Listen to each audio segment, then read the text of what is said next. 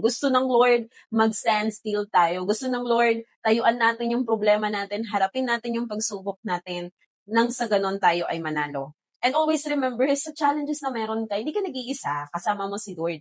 At haharapin mo ito ng may tagumpay. At pag dumating tayo sa pinakamahirap na sitwasyon ng buhay, manatili tayo sa Panginoon. Take the challenge, keep the momentum, and withstand.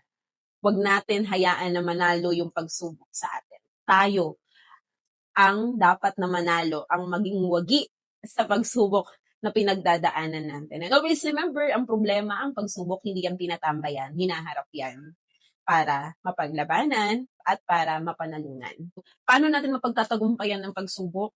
Manatili tayo sa Panginoon at lumaban tayo. Kapag hindi tayo lalaban, lalamunin tayo ng mga pagsubok sa buhay. At sa laban mo, tandaan mo, laging kasama mo si Lord, hindi ka nag-iisa.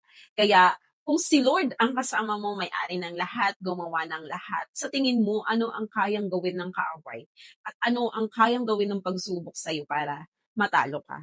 You are victorious because God is with you.